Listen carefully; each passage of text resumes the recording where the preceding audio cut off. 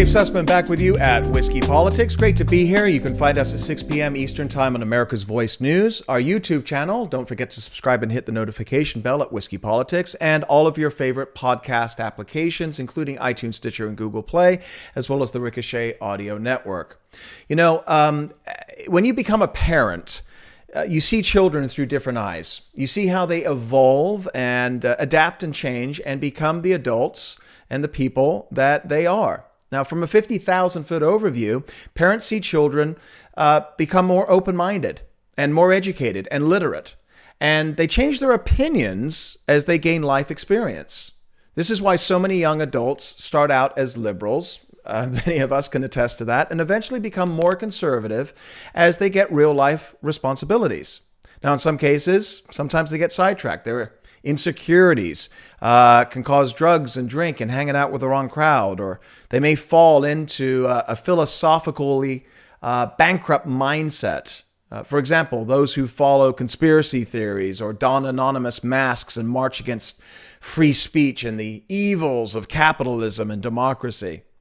But for most, people's ideology, their philosophy, and their politics do evolve. And in most cases, people will eventually understand that there are gray areas in politics and will form opinions based upon their experiences, such as getting married or having children, starting a business, providing a product or service to the community, and making payroll to those people that actually depend upon that business remaining profitable. And that will impact your politics. And if you don't do any of those things, you're probably living in a state of suspended adolescence where your thoughts are being molded by like-minded people who are similar. Case in point, Alexandria Ocasio-Cortez. Now, first, it should be noted, I find her to be extremely annoying for more than just her policies. AOC's use of the word like she uses that word more than a group of preteens duck-lipping selfies together. Her limited vocabulary sounds childish and ignorant. Her supporters who tweet at her and comment on her Instagram posts sound as ignorant. And her constituents that elected her likely did so because of identity politics, which is also as ignorant. Now, her platform may be ignorant, and her policies that she's trying to implement may be ignorant, but with the help of Dianne Feinstein, we're... Some of these policies are about as dumb as, well, the last time I heard something as dumb as the Green Deal, I think Obama was calling ISIS the JV team. Now, she wants to tell us that there is a legitimate question that needs to be asked. Is it okay to still have, children? The woman is 29, and the way she talks and acts, she could be 15. In the next 5 to 6 years, she, as many women in their mid-30s realize, if she grows up and decides to have her own children, she's going to have to make some choices that 29-year-old Alexandria Ocasio-Cortez may not approve. Otherwise, it will be too late for her. That's called biology, science. Yet, she's putting forward policies based upon her zero life experience. And thus, of course, you count her successfully selling herself on Instagram and manipulating these mind-numb socialists. The only economics I think she's ever learned from is likely a Krugman text. I would guess that she thinks the initials AR refers to those evil guns. She's never been married, never had or raised and put children through the educational system only to see them being molded by progressive, mind-numb teachers. Yet she has a following. And her following supports her wacky solutions.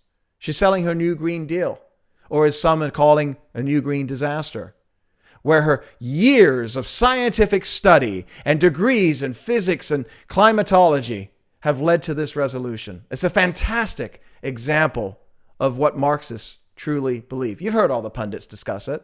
Get rid of the cows and the airplanes and retrofit the buildings and replace present fossil fuels with wind and solar energy. Anyone with a computer or a phone could look up the facts if they so desire. For example, in regards to cows, Vijay Jayaraj, he's a environmental science guy over at University of East Anglia. And he's a contributing reader for the Cornwall Alliance of Stewardship of Creation and townhall.com. He says, and I'm reading here, but are cow farts really driving global warming? This is the discussion we're having, folks. This is what we're talking about today in the mainstream media. To test their claims, one needs to do some simple math and answer a very simple question. Is the dramatic growth in the cattle industry and demand for beef causing dangerous warming of global climate? The answer is a straight no. The cattle industry grew exponentially and consistently throughout the last 50 years. Global temperatures did not follow the same pattern. The global livestock count for cattle was 1.3 billion in 1998. And rose to 1.47 billion in 2014. The global temperature remained essentially flat. So, yeah, AOC's become the stuff of memes and jokes. Well, probably not on the late night shows, I'm guessing. Yet those in her own party have embraced it. Senator Cory Booker calls it bold and compared it to, what did he say? Is defeating the Nazis and is as great as going to the moon. That's Senator Cory Booker's hyperbole right there. But it's not just Senator Cory Booker. It's also Senator Kamala Harris.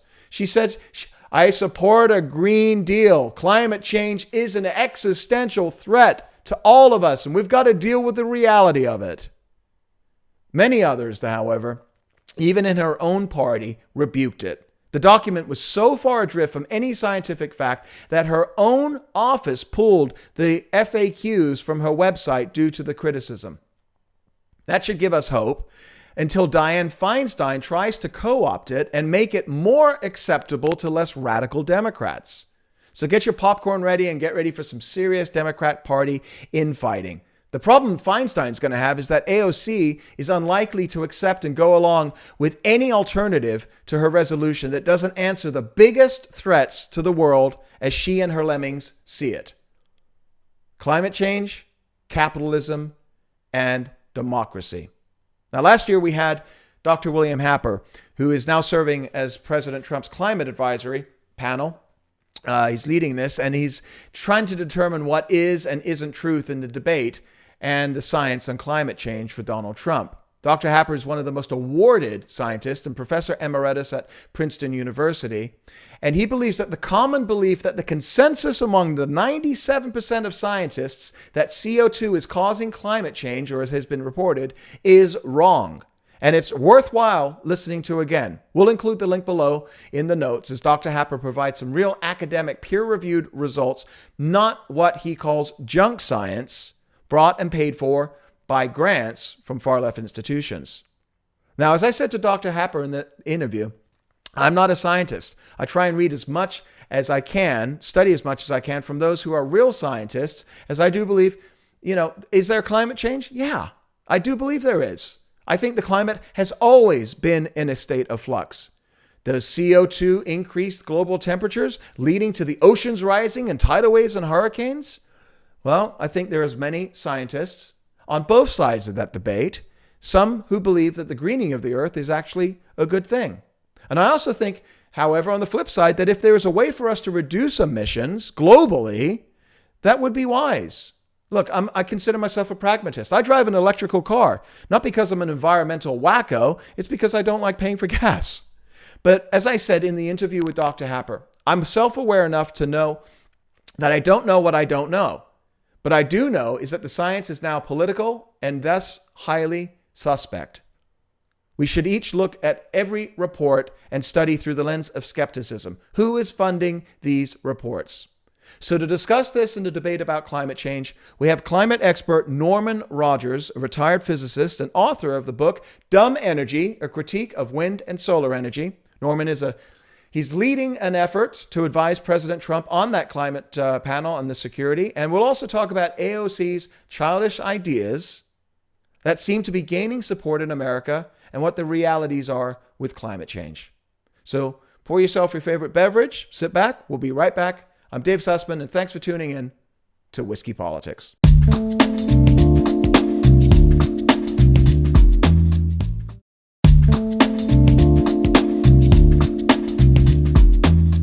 And welcome back to Whiskey Politics. Dave Sussman, your host and purveyor at whiskeypolitics.net. And again, as a reminder, find us at America's Voice News, 6 p.m. every single day, East Coast time. And if you're not watching AVN, you should be, but you can also find our video series at YouTube and our podcast application series over at Ricochet Audio Network and iTunes, Stitcher, Google Play. So further to our discussions on this whole idea about climate change and what is happening right now in Washington, and further to the discussion as well about the politics of it all, we're delighted to have today's guest, a climate expert, leading the effort to advise President Trump on climate security, Norman Rogers, who is a retired physicist and author of Dumb Energy, a critique of wind and solar energy. Welcome, Norman. How are you today? Hi, Dave. I'm happy to be here. It's good to have you with us. So before we start getting into some of the more specific issues, give us a quick synopsis of the book and a little bit about your experience as well. Well, the book basically covers wind and solar energy, and I call them dumb energy because they're basically redundant. They really accomplish nothing. And the reason for that is that wind and solar are erratic energy. They come and go. The solar energy goes away every night when the sun sets, and the wind energy comes and goes depending on the strength of the wind. As a consequence, you have to have a backup plant at all times for wind or solar energy. So the backup plant takes over whenever the wind slows down, or the backup plant backs off when the wind speeds up. So you're always building two complete sets of energy plants. It makes no sense at all.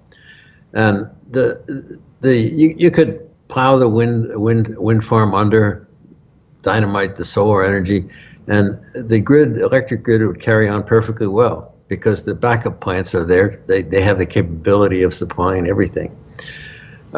So the only contribution of the wind and solar is you save a little bit of fuel in the backup plants whenever the wind and solar is actually working. And the balance is that wind and solar are 70% subsidized. The reason is it costs 7 cents a kilowatt hour to make approximately electricity with wind or solar. But the benefit is just the fuel saved in the backup plant, which for natural gas is about 2 cents a kilowatt hour. So you're really spending 5 cents for every kilowatt hour of wind or solar energy you produce. Gotcha. So obviously alternative energy today is a big subject, and whether it's solar or wind or whatever else it may be, I think there's a lot of controversy. There's some good and there's some bad, and we can discuss all of that. What brought you to this idea that it is all dumb energy? Tell us a little bit about your history and your background. Well, I was a physics major in college, and I went to graduate school for 3 years in physics. And after I graduated, I basically went into engineering. Later, I became an entrepreneur in the computer industry. When I retired, I decided to return to physics, and so I started studying the global warming thing. I joined the scientific associations, went to a lot of conferences, and got a pretty good feel of what was going on. Needless to say, I wasn't very impressed. And that led me then to the green energy, because the green energy is often, put forth as a solution for the so-called climate crisis. And the green energy, it's really not that hard to analyze it, and it is just an incredible scam. There's this constant propaganda that says wind energy is going to be competitive with fossil fuels. And it is competitive because the government's paying, either the government or the consumers of electricity are paying 70% of the cost. But unsubsidized, it's not even remotely competitive. And here's the other thing. Another reason they justify green energy is they say it'll reduce CO2 emissions. Well, it does reduce CO2 emissions, but it's a very expensive way of reducing CO2 emissions. There's a thing called a carbon offset. That's what Al Gore buys when he takes his private jet for a spin. You can buy a carbon offset on the free market for about $10. A carbon offset means that you reduced emissions of CO2 by 1 metric ton. That's about 2,200 pounds. Well, Now, I want to ask you about carbon offsets because I think there's a lot of confusion about that, especially when you see hundreds of jets flying to Davos for them to hand wring with each other about how to reduce global warming. So I'd love to get into that a little bit more. But from what I understand, you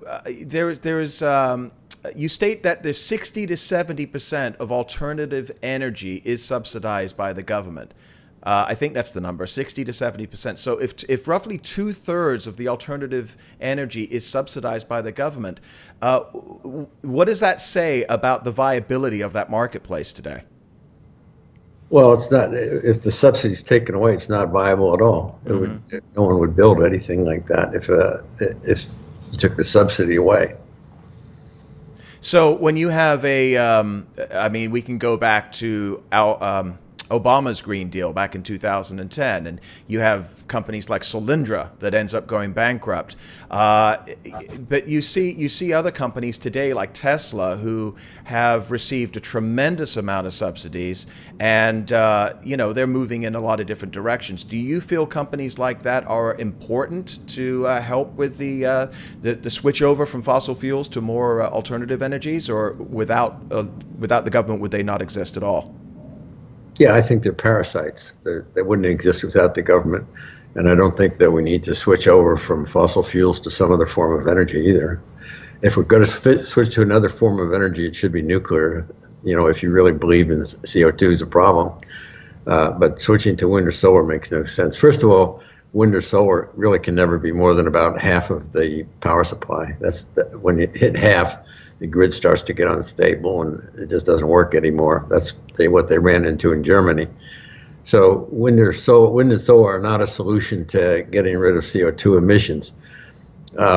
Nuclear would be, but why use nuclear when we have so much natural gas and so much coal in the United States? Mm-hmm. I'm not a scientist. I read as much as I can, and the more that I learn, the more I realize how much I don't know. There seems to be a tremendous amount of consternation right now in our media and our politics, which I'd like to get into with you in more detail, especially with some of the policies that are now at least being considered to be implemented. Do you believe that the folks that have the power and the decision-making authority on situations like this have all the information themselves? Or you mean the Congress and the politicians? No, they're with some honorable exceptions, they're abysmally ignorant on the whole thing. They're just either the Republicans are totally against it and the Democrats are totally for it, and neither one of them knows what they're talking about. The whole doomsday scenario for global warming is just another doomsday scenario in a long parade of doomsday scenarios we've had over the last 50 years. Mm-hmm. Think about acid rain, think about overpopulation, think about DDT. All these doomsday scenarios are really, it was really predicted by President Eisenhower in 1961 in his farewell address. That was the address where he said, beware the military-industrial complex. But he said something else in that address. He said, beware the scientific technological complex.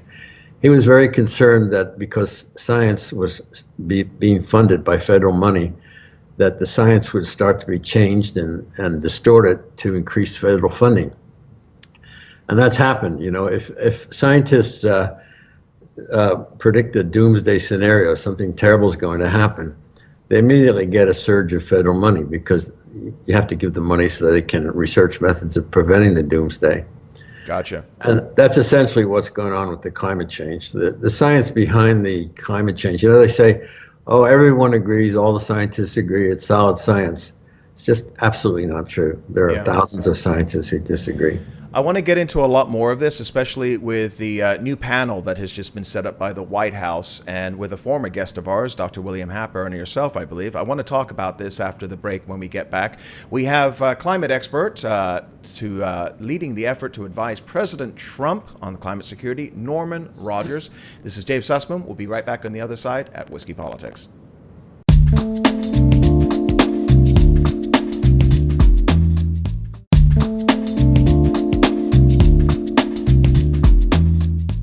And welcome back to Whiskey Politics. Dave Sussman here, your host and purveyor at whiskeypolitics.net. Norman Rogers, climate expert, and there is a new panel that has just been formed by President Trump to study the effects of pollution or fossil fuels on the environment and climate change. Now, again, as I mentioned, I'm certainly no expert. I read as much as I can. We had Dr. William Happer on our show last year, and it was a fascinating interview, and obviously the man is extremely smart and brilliant, and I believe he's also on this panel as well. Before we get into the panel itself specifically, one of the things that he discussed with us was that fossil fuels, and especially when it relates to CO2 emissions, he doesn't believe that there is an issue with increasing CO2s. That if you have an increase from 350 to 400 parts per million, that the world is up in arms right now, that everybody is running around talking about Armageddon. But history, as far as the globe, shows us that we had parts per million of up to 4,000 at different parts of the time. And he thinks that this is good for greening, that this is actually a good thing. What say you on this? Yeah, it's no question that plants love CO2. Plants breathe in CO2, and they use the carbon in the CO2 to create their bodies. The operators of greenhouses usually have CO2 generators in the greenhouse because the CO2 makes the plants grow faster. And another interesting thing is that not only does increased CO2 make plants grow faster and better, they do it with less water. Mm-hmm. So there has been a greening at the edges of deserts due to the increased CO2. So that's the really good side of CO2. It's undoubtedly has increased our agricultural productivity. It's alleviated hunger around the world. Now, as far as CO2 causing global warming and causing some kind of a disaster, that's done with. Remember, these are the guys that are putting forth a doomsday scenario, which is very advantageous for them. They use computer models of the Earth's climate, and the computer models they use disagree with each other. There's something like 22 of these models floating around. And the computer models also disagree with the Earth's climate. For instance, they predicted a great deal of warming during the last 20 years, and there's been hardly any warming. And I know that these guys are constantly saying this is the hottest day on record and so forth. They're really looking at little ripples in the temperature. It's a tenth of a degree warmer than that. Now it's the record doesn't go back very far either. So I would say the whole global warming thing and the whole climate change thing is just a kind of another one of these doomsday scenarios in the parade. So, one of the things that I find to be extremely interesting is that you have this number, and I asked Dr. William Happer this, and it says 97% of the scientists, say that this is, global warming and climate change is an absolute thing, right? They all agree. They're consensus. These are all the words that are being used in our media right now by politicians. And if you in any way stand up and say, or question it, or and say, well, wait a minute, what does that consensus actually mean? And who is funding these scientists? And where are these grants coming from? And you are automatically, shut out of all conversation as some heretic almost today. Can we have a discussion today about this without being cast out of society as some kind of conspiracy theorist? No, they're using Alinsky's rules for radicals. If someone questions the so-called climate consensus, they jump all over the poor guy and depict him as some kind of a climate denier who doesn't know what he's talking about. They've already done this to Dr. Happer. I mean, he just appeared in the press a day or two ago. Yeah. They already have stooges coming up saying he doesn't know what he's talking about. He's doing unscientific things. This is one of the most brilliant and important scientists in the United States. Now, he's on this new panel to counter climate change. It's set up by the White House, and they plan to create this ad hoc group of federal scientists to reassess these numbers, the government's analysis of climate science. And the idea, and this is according to the Washington Post, is to counter the conclusions that the continual burning of fossil fuels is harming the planet. Is that what you believe this panel is set up for? Yeah, the scheme is to have an A panel and a B panel. The CIA used to do this when they were looking at a Russian military threat. If you just have people on the A panel who have a financial interest in supporting the doomsday scenario, you always get one story. So you like to hear from the other side. And so I think they're just trying to set up a B panel in the White House. And the media and the politicians that look at this and they're pointing their fingers saying this is ridiculous, the consensus is, and blah, blah, blah. What are they so afraid of with this? What they're afraid of is that if the other side gets a hearing, that they'll be discredited. There was a debate back in 2007 between skeptics and advocates of global warming, and the audience started off believing in global warming, and at the end, the skeptics won the day. That was about the last time we've had a big debate between the two sides.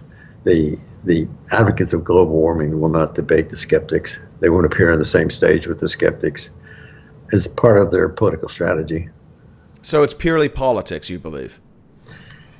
Yeah, it's purely money. They don't want to lose their position. You know, climate science, prior to the global warming, climate science was unimportant academics in an unimportant academic field. They were obscure scientists. Once they latched on to global warming, they're jetting around the Earth. They're appearing on television. They're getting big consulting grants. So it's brought them glory and importance, you know, and they're not going to give that up freely. Do you believe the ability to get grants and subsidies based upon how a university or a department specifically reacts to this issue? Do you believe that has in any way a result on the findings? If you were working in a university in a department, I guess I should ask it this way, will you alter your findings so that you are in good with getting money? Of course. It's common knowledge that that's the way it works. People are always trying to get into the hot fields and come up with the right answers. I'm not saying that all science is corrupt, but they do shade their approaches and write their grants aiming at being what is acceptable and what is a hot topic right now. Okay. All right. So how does that end up? We go back to the last segment that we had with you. How does that end up picking and choosing losers and winners as far as alternative energy companies? Is that just crony capitalism? Is that corruption? Or is there something else there? Like Solyndra, for example, or Tesla? Yeah. Well, of course, most of the government subsidies are not specific to a particular company. There have been things like low interest loans that were specific to a particular company. I believe Solyndra got that. I think Solyndra was driven out of business because the Chinese were subsidizing solar panels even more than the U.S. was. Mm-hmm. But for instance, the American Wind Energy Association has a very extensive lobbying presence in Washington, and I think that the National Academies of Science, which is sort of a union of scientists, they're a lobbying presence in Washington, and they're also posed as an objective advisor to the government. Somehow their advice usually is, we need some more money for science so as to solve these problems. I don't want to give the impression that all scientists are corrupt, that they're all con men, because that's not the case at all. But if you have a big bureaucracy that's getting money from the government, it always takes the position and puts out the propaganda to keep its money coming from the government. It's just kind of a rule of bureaucracy. It just keeps the wheel turning. Yeah, absolutely. So what I'd like to get into with you in our next segment here is the politics of it all and what we're seeing happening right now. There's obviously this huge push right now by the I no longer want to call them the extreme left. I think they are just the left. But the socialist wing that has been coming up through the ranks here in what we're seeing in the last few weeks alone, some of the policies that they're looking to implement. I want to talk about all of that and a lot more with you in our last and final segment. And we have Dr. Norman Rogers, who is going to be talking a lot more about what is happening. I'm not a doctor, by the way. So, oh, I'm sorry. Okay, neither am I. So this is a good discussion to have. All right, we'll be right back right after the break. Dave Sussman here, Whiskey Politics.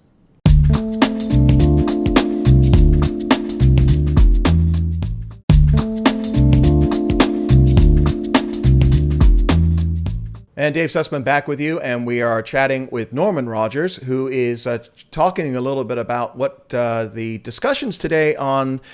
I think most mainstream media are talking about global warming and climate change and whatever you want to call it. I call it weather. And from the political standpoint of it, I was heading towards a PhD in psychology, and I got pretty far into that program. And one of the things that you learn about is this thing called, in psychology, it's called an imposter syndrome. You're probably very familiar with it. And what it is basically the more you know about a subject, the more you realize you can't be an expert. It's a self-awareness, right? The more I know, the more I realize I don't know. And that's kind of my attitude with these things. But it seems in politics that there is somewhat of an opposite effect. There is this effect called the Dunning-Kruger Effect, which is a psychological finding that suggests that people who don't have expertise, who do not have expertise in a subject, tend to have confidence in the fact that they are knowledgeable on it.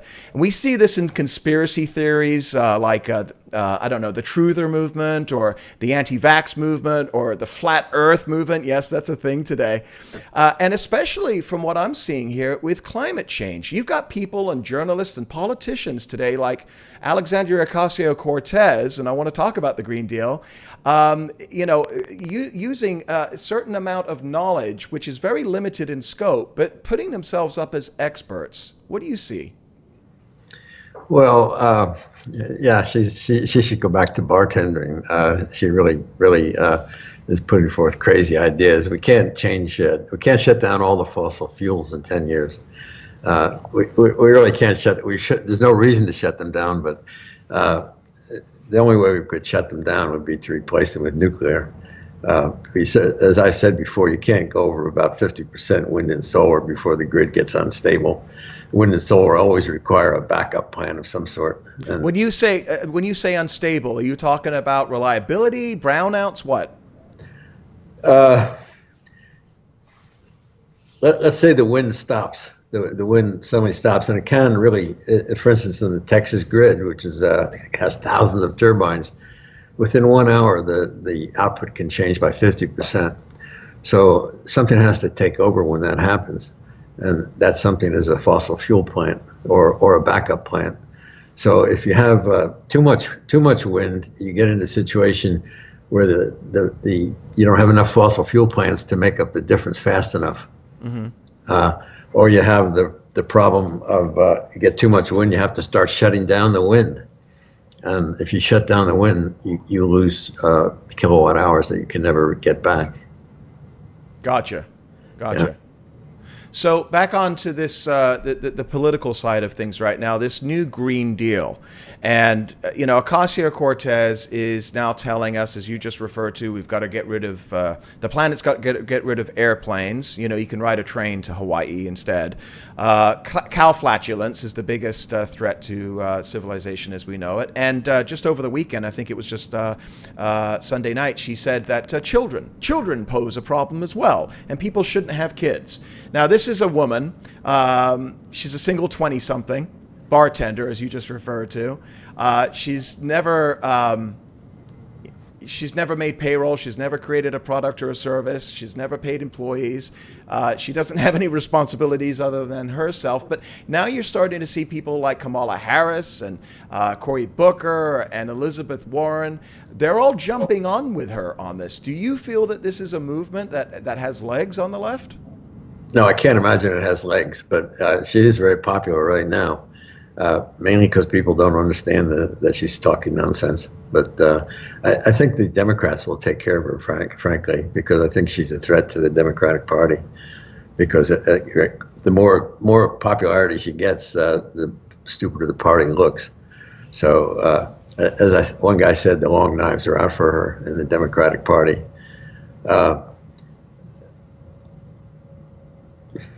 Well, you've got like Dianne Feinstein right now that seems to be trying to take this new Green Deal and mold it into something that is a little bit more, I don't want to use the word moderate, but something more acceptable to her side. So it seems like as if you've got the more level-headed Democrats, and whatever your opinion is of Dianne Feinstein, that's a relative term, but they seem to be taking this and running with it from what I can see here. Yeah, I think they don't want to go against it, so they kind of give it a thumbs up, but they don't really mean it. I don't know. There was a video of Dianne Feinstein being confronted by a bunch of school children who were vociferously promoting the new Green Deal. And she finally said to them, "You should run for the Senate if you want to do it your way." Yeah. Another big fallacy with this is that 86% of the CO2 emissions are not coming from the United States. They're coming from Asia and Europe. That was a question that I wanted to ask from you. So I think this is a really important thing. So China is demanding countries pay for carbon offsets, right? I mean, they're one of the biggest polluters in the world next to India. And while American pollution has come down significantly, listen, when I moved to America in the 1970s, I remember the smog levels in Southern California. You couldn't see the hills across the valleys, right? Now 3 blocks. right. And it was, I mean, we had smog days. Kids couldn't play PE. Now there's no smog days anymore. So I think America has done some really good things as far as technologically improving the output of emissions. But you see coal factories being built left, right, and center throughout China, especially, and other emerging markets. What can the world do, especially politicians in America that care about this seemingly more than anything else? What can the world do to help these other countries get out of this downward cycle, which seems to be more pollution than than certainly America? Well, I think we should, first of all, clarify what pollution is. The left and the environmental groups like to say that carbon dioxide is pollution. But carbon dioxide is not pollution. It's a colorless gas. It's not harmful. It's not poisonous. Now, if you talk about toxic pollution like sulfur and that sort of thing, that's a problem. And it's not necessarily coming mostly from coal generating plants. It also comes from automobiles and other sources of toxic pollution. So I suppose if we really believe in global warming, we should be telling China and India they should return to poverty and stop using coal to generate electricity. So you refer to nuclear energy as definitely an alternative. They talk about wind energy and solar energy, and I know that Tesla is setting up this power gig factory in the desert in northern Nevada, and they're looking to try and find a way to store energy from solar. Besides the issues regarding the subsidies and the grants, take the money out of the equation. Why is that a bad thing? Storing energy, or storing energy in these giga batteries that Tesla has been creating. Well, if the batteries didn't cost anything, it might not be a bad thing, but they actually are extremely expensive. For instance, I did a simulation. How much would the battery cost to smooth out the output of the Texas wind system? And it would cost 10 times as much as the whole Texas wind system cost. The batteries are only practical for storing energy for 10 minutes or maybe an hour or two, but to smooth out the input output of a wind system where you may have low wind for weeks at a time. It's just completely infeasible. So the battery thing is you can't factor out the money because the money is the controlling factor. I got you. But when we talk about, and I'm playing somewhat of a devil's advocate with you right now, because I do believe, just from a standpoint of fossil fuels, there is a limit to them. All right, as far as the amount that is available under the Earth's crust, or in the Earth's crust. So, what happens one day, whether it's 50 years or 500 years from now, that the world is out of energy, fossil fuels? Don't you need to move and engineer something towards an alternative energy that is cleaner? Nuclear is an obvious solution. There's enough nuclear fuel to basically last forever. Right. And we're in no immediate danger of running out of fossil fuels. I think we have something like 500 years worth of coal sitting under the United States, and at least 100 years of natural gas. So we're not going to run out anytime soon. And it's kind of silly to worry too much about what's going to happen in 100 years. 100 years is a long time. Mm-hmm. What are we looking at right now with this panel? What do you see as far as some of the results that you think can come out of this, and what is it that you're hoping for with Trump's White House panel on this? Well, I would hope that we would return to rational debate. I think that the people who have been talked about for the panel are very respected scientists. And let's say they write a report and point up the problems with the global warming and the other side of the story. Now, will the other side respond with rational arguments and scientific arguments, or will they go crazy with they're tools of the fossil fuel industry and they're just trying to get more votes for Trump in Kentucky from the coal miners, that kind of thing? Unfortunately, I think that's what they will do. They'll just do the same thing they've been doing for years. Anyone who disagrees with them as a denier is not worthy of respect, is usually being paid off by Exxon or something like that. Mm-hmm. And do you believe that the hand-wringers in our media and in politics today, the hand-wringers over climate change, do you believe that there is a discussion to be had with any of these folks? You can put out an editorial today. Dr. Happer can put out an editorial today. Can it be taken seriously? Will they listen? Well, I think they will if there's enough exposure to the contrary arguments. I think that the media doesn't really have such a financial stake in global warming. So I would think that they're susceptible to having their minds changed. Maybe I'm over-optimistic on that. The scientists... You're talking about the American media being yes, open-minded? Yeah. Okay. Sorry, I'm laughing. You probably know it better than I do. You haven't spent much time on Twitter, have you? No, I haven't. No, don't go on there. Their media today are children. They are 20-something, early 30-something. We call them blue check marks on Twitter because those are the verified accounts. These are the quote-unquote journalists, and they are creating the stories that make it up to the mainstream news headlines every single night. And as Lara Logan was just talking about last week, the CBS 60 Minutes correspondent, 95%, she says something like 85% of the registered Democrats, those are the ones that we know, but 95% of the news about Donald Trump or anything to do with conservatism today is negative. So climate change is definitely one of the huge strings to their bow to arm themselves against the dumb hick conservatives. And so I don't know. I don't see that. But hopefully you're right. Well, let's hope that the country's not on a irreversible downward spiral here.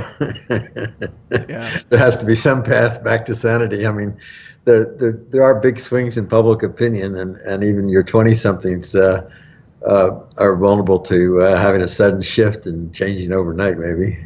Well, maybe we'll see. We'll see. So, okay, I appreciate you taking the time today. And as far as again, what should we look for as far as the layman who is just watching this, just reading the news and reading reports on this? What do you think we should look for as far as any results from this panel? Do you think any and what will we see? Well, what would be great if some of these scientists appeared on television, they made reports, and were treated respectfully. I think if they're just treated as political pawns or whatnot, then maybe they won't have much influence. But I think that's the hope. Gotcha. Okay, well, listen, I do appreciate you taking the time today. Where can people learn more about you and your book? I understand the book is Dumb Energy, A Critique of Wind and Solar Energy. Where can folks find that? I have a website, dumbenergy.com, and it's also on Amazon, so it's very easy to find. Okay, and we'll include a link in the liner notes below this and all of our media. Greatly appreciate you taking the time today. Climate expert Norman Rogers, again, a retired physicist, and definitely check out the book, Dumb Energy, A Critique of Wind and Solar Energy. Thank you so much for your time. Thanks for having me. Really appreciate it. Thank you. And folks, continue to follow us at Whiskey Politics on America's Voice News.